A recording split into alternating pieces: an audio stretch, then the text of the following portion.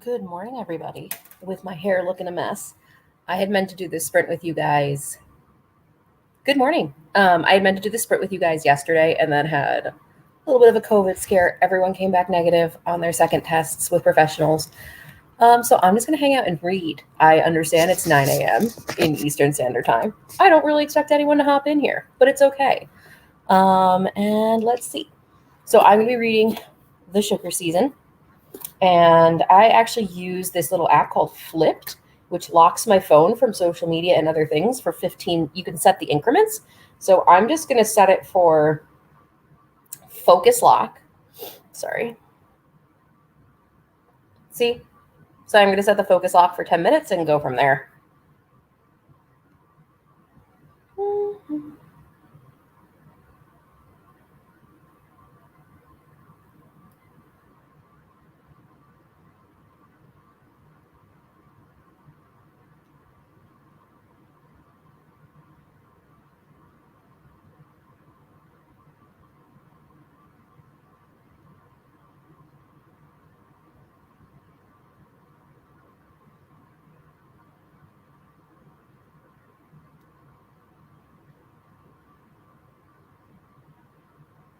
Okay. Go to Flipped, focus lock, 10 minutes, reading, begin.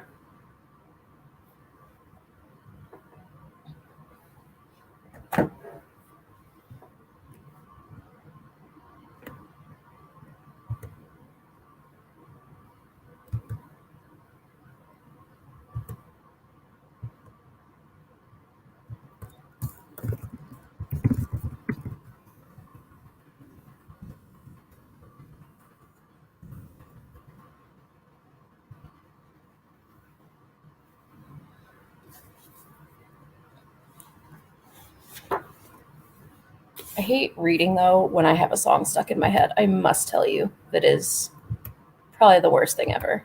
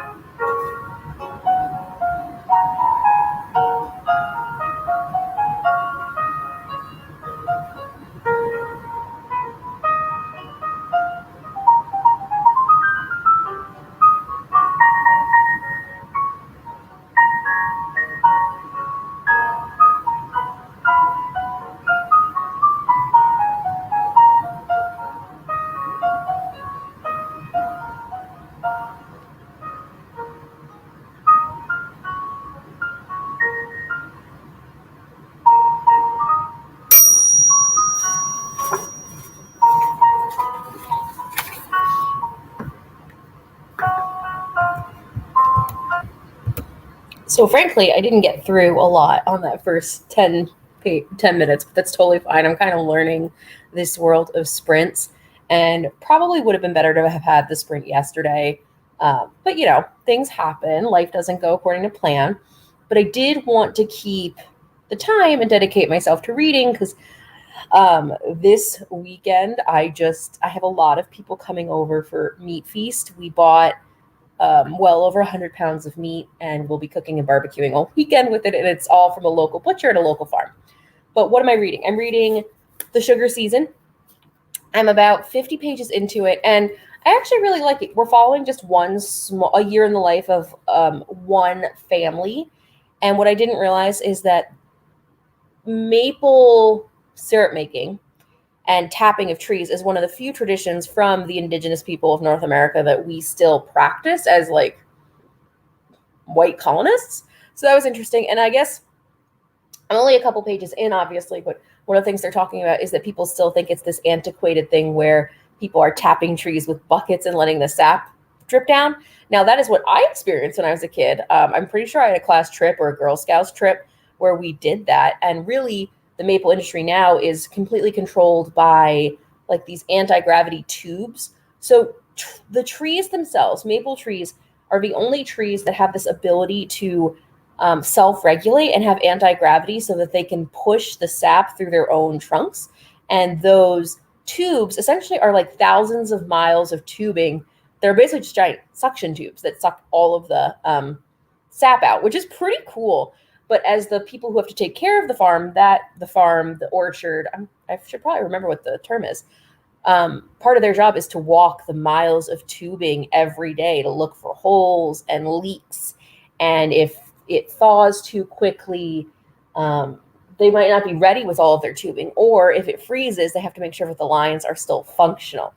So it's a pretty cool book so far. I'm very excited for you guys to try reading this book. If you end up ordering the Read It and Eat fall box, it's maple themed. There's organic maple syrup, and there is some pancake mix in there. I have a couple of extra units of the pancake mix, so my friends who are coming this weekend will be making pancakes with me, which I was really excited because Long Table Farms has a gluten-free pancake mix that I can eat. But anyway, let's try another sprint. And I love how I said we. I don't mind that no one's here. I'm keeping myself accountable. All right, so the next, let's see, we'll do read until 9:30.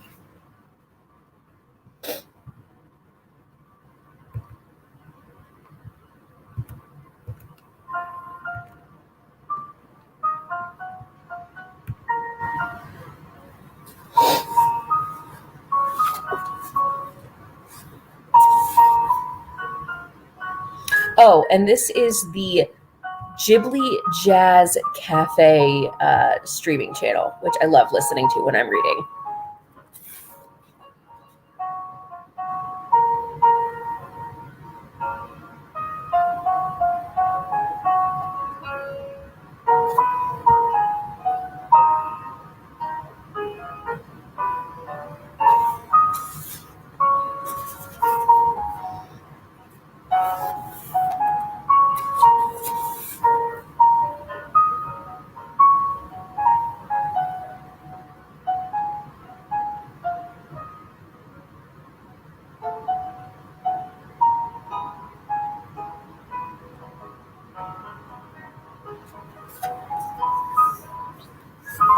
Turn my timer on my phone.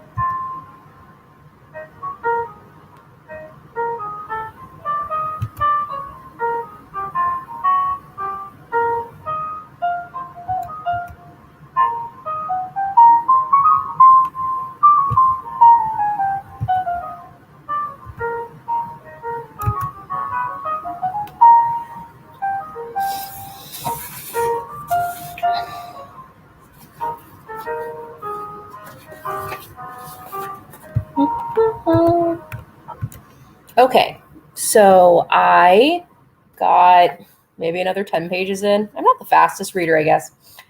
So the chapter is called A Gallon Every 22 Seconds, and I'm on page 59 of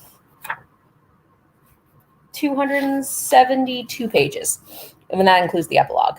So, fun fact I've learned is that in the early days of making maple syrup, one of the big parties that they had to help raise money was called sugar parties. And one of the favorite foods that people had was maple syrup on snow. And I guess that makes sense living in like the New England area. There's lots of snow around there, but I don't know if I've ever had it. It kind of reminds me of like a snow cone, which is kind of adorable. Which I feel like there might be something in a Japanese dish that's similar to it, or halo halo, which not Japanese, but halo halo is shaved ice with different fruit flavors on top of it. So that's kind of cool. I really want to try it now. I don't exactly know if I would like it now as an adult, but maybe as a kid I would have. Um, Super interesting. Let's see. We're at 8:30. My goal is to get halfway done. So I guess I'm going to pop in just another minute. Sorry, I have like all my other browsers open. I'm like, what does this email say? Boop, boop, boop, boop, boop, boop, boop. Mm-mm-mm.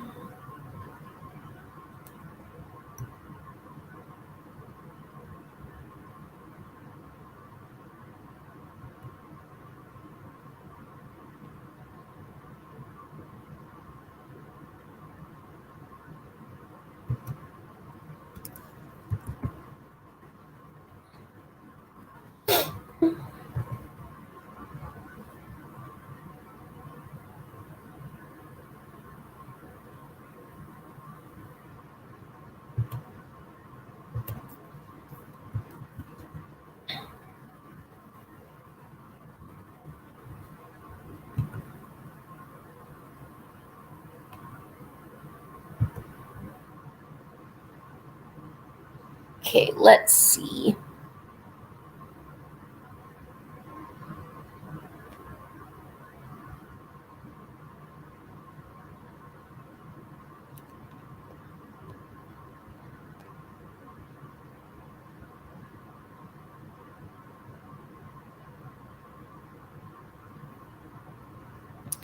All right. Oh,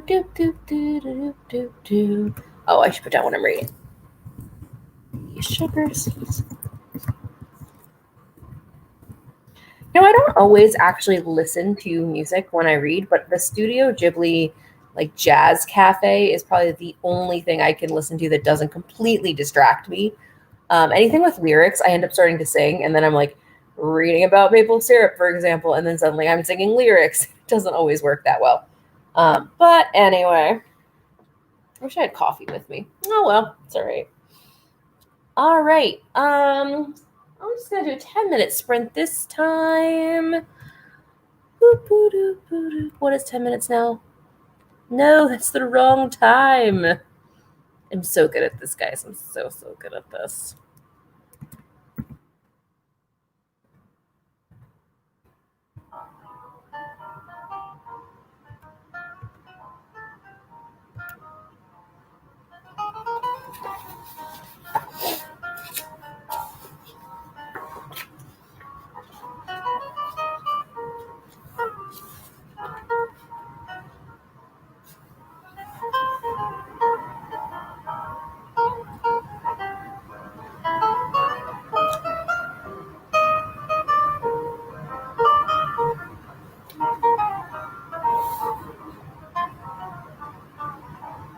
Hi, Leanne. I love Howl's Moving Castle. That's actually the merry-go-round of life from that movie was my first dance with my husband.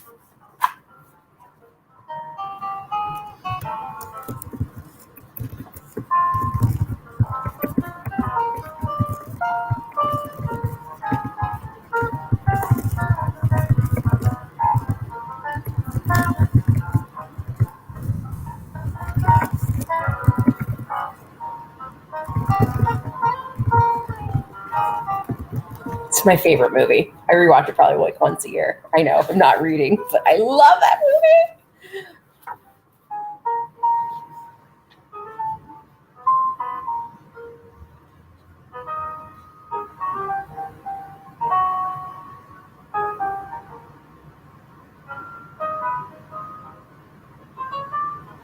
Though I heard that the book is very different from the movie for Howl's Moving Castle, and that her sisters have way more interesting roles in the book versus the movie. So you'll have to let me know if that's true.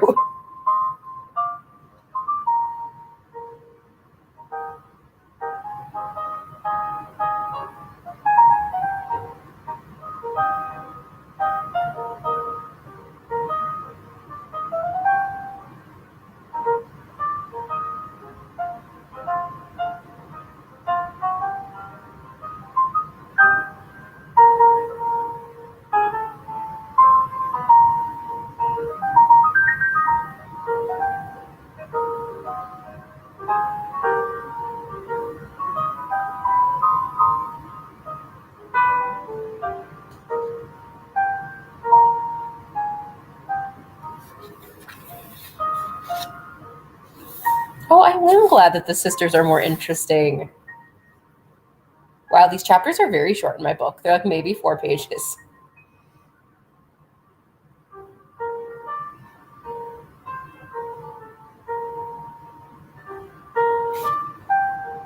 Oh my gosh. Okay. Yes, Calcifer's my favorite. I have to actually show you. I'm going to walk away, but I just got a gift and I need to show it to you.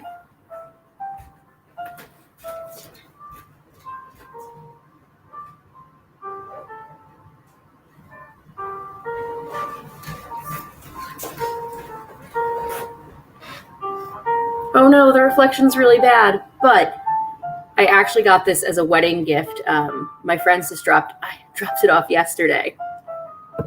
It's just beautiful art with Calcifer and Howl.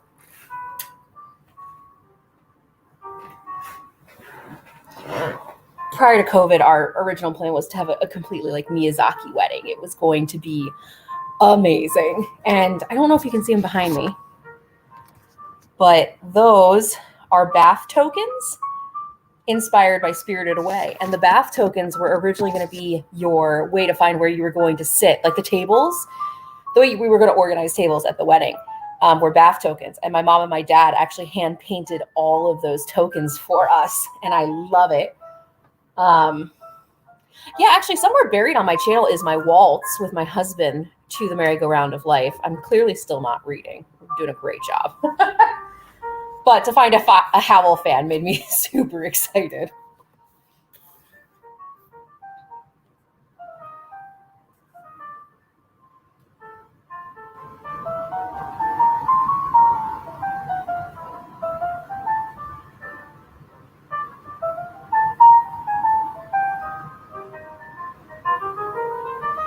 Oh my gosh, yes, please watch more Studio Ghibli. Their food, the way they animate it, is some of the most beautiful looking food ever. So as like a foodie reader, I obsess over it so much. If you have HBO Max, I think in the US they have licensing now, but you can watch them.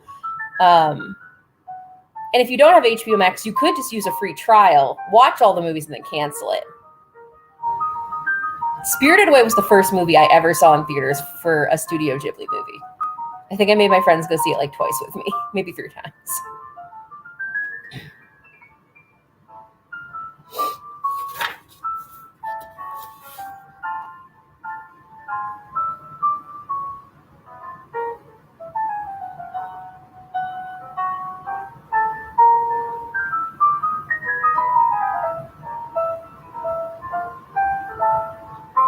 Oh, that is right. The UK does have them on Netflix.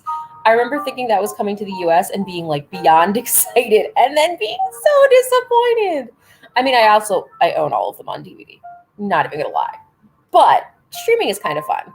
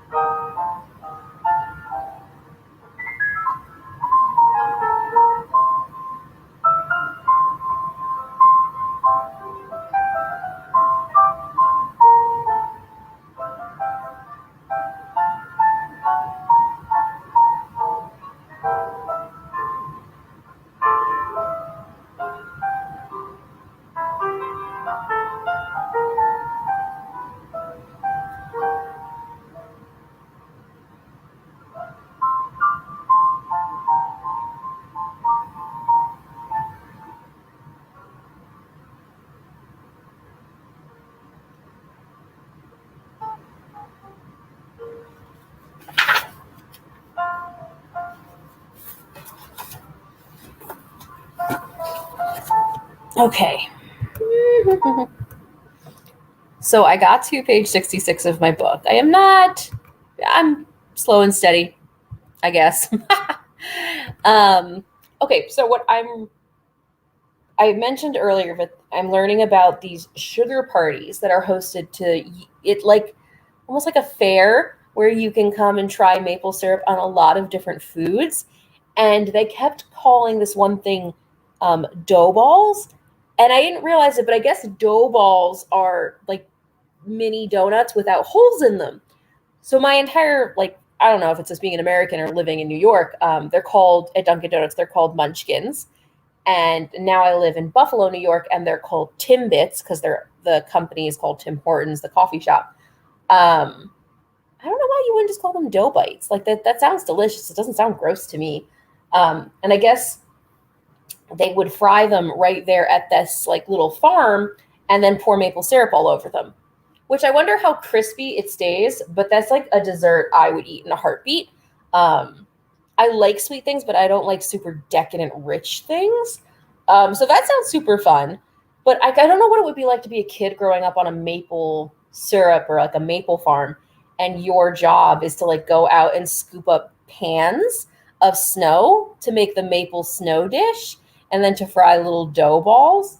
But right now, I'm learning in this family. Right now, we're following Bruce Bascom, who's like the son, so the next one to inherit this sugar farm. And this kid, it's just a different way of life. And it completely blows my mind. It's like, oh yeah, at 10, this kid knew how to drive a tractor. And at 12, he could do this. And I can't imagine, like my parents, I remember like getting my learner's permit at 16. And that was a big deal because I learned to drive earlier. But like at 10, just being like, yeah, go drive the tractor. It's fine. Don't crush yourself. That is bonkers to me. It is nice to be back in Western New York because this is like the big apple growing community. So very soon, like the apple harvest is coming. Yeah, I know. Good point. I know dough balls as like garlic knots. I had no idea that they were these like sweet things. Um, Gosh, do I miss dough? Sorry, I just realized I learned in like the last 2 years I'm gluten sensitive. So like there's lots of things that like gluten-free foods come a long way, but pizza crust is usually like cauliflower based when you're a gluten intolerant person. So you really can't make the garlic knots or the dough balls the same way, or at least I haven't found them. Um, See, all I ever do is talk about food. Now I really want those. Those sound so good. Um, in the book for Howl's Moving Castle, does one of Sophie's sisters still work at a candy shop or like a candy store? Because in the movie, one of them works at a candy store, and I wondered if that carried from the book.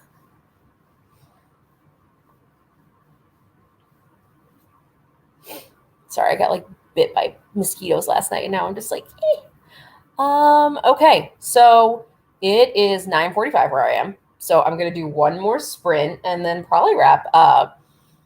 More of a cake store. Oh, that sounds delightful. I don't know if I could work in a cake store. Like, would you?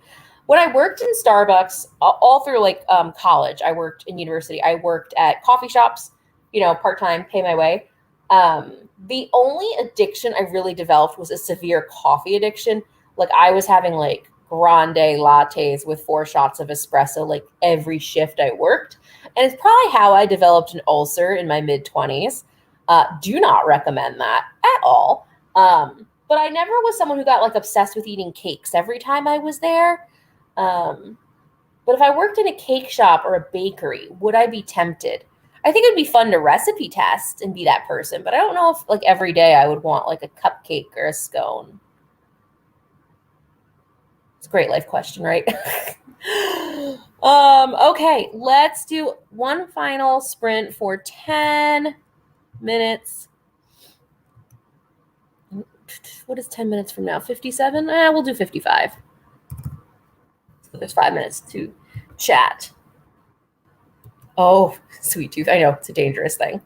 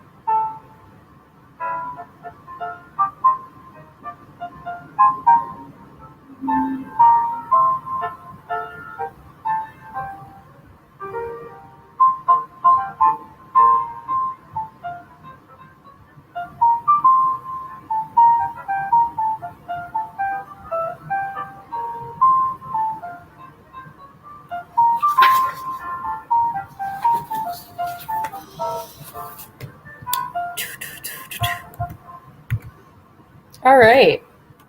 Let me turn off the banner.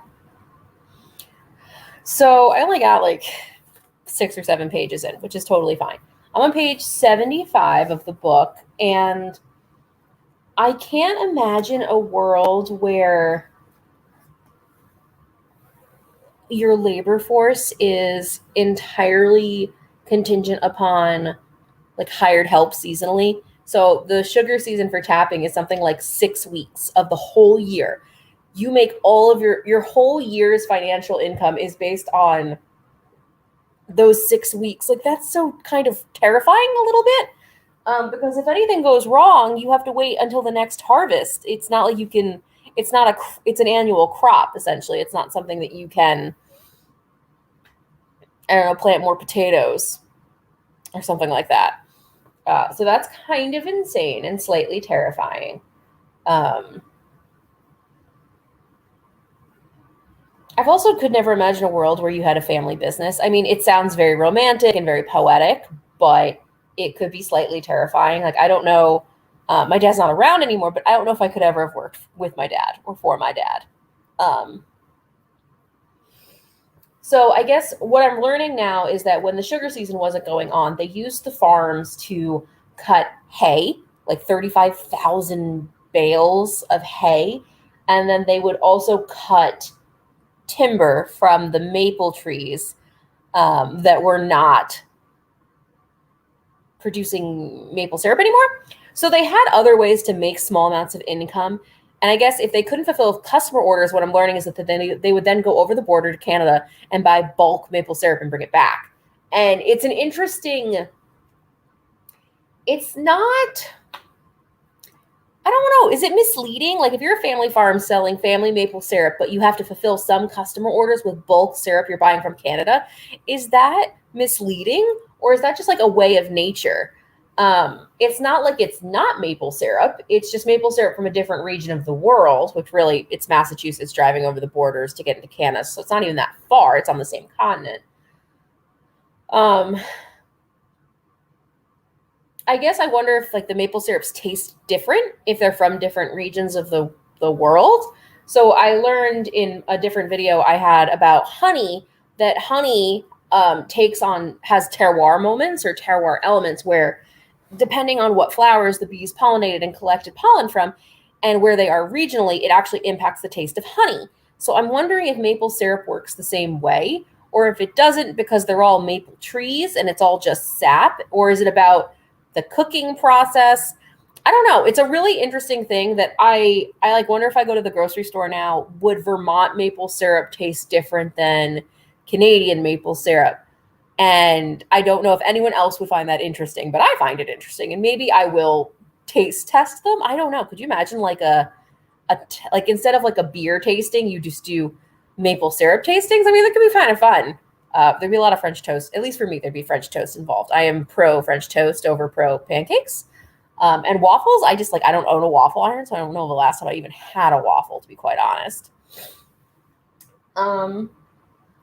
But yeah, I mean, that is essentially my sprint for the day. The live says I've only been live for 57 minutes, but we're 1 minute to the hour. So I feel good about it. I only, 60 minutes, maybe 20, 25 pages, but I don't know. This was my first time ever hosting a reading sprint. I know it's an early start for a lot of people, but I like it. It makes me feel productive. And now I have to go start preparing for Meat Feast and all of my guests who are arriving throughout the day. Leanne, thank you for hanging out with me this morning. And it was really fun talking to you. I really want to hear what you think about Howl's Moving Castle when you're done. Please let me know, because I have actually never read the book. I've watched all the movies. I own all of the Miyazaki Studio Ghibli movies, but I've never actually read the book. I think because I love the movie so much, I was afraid to read the book and be disappointed by the like adaptation, like what gets cut, what doesn't. But you'll have to let me know. And if you haven't already, don't forget to hit like and subscribe. I'm hoping to do at least 2 more sprints this month since it is the Book Buffet Readathon. If you haven't heard about Book Buffet, I have it linked in the description below. Obviously, it's all about reading food, whether that's in fiction or in nonfiction, and it's awesome. Oh, great. Thank you. I can't wait to see.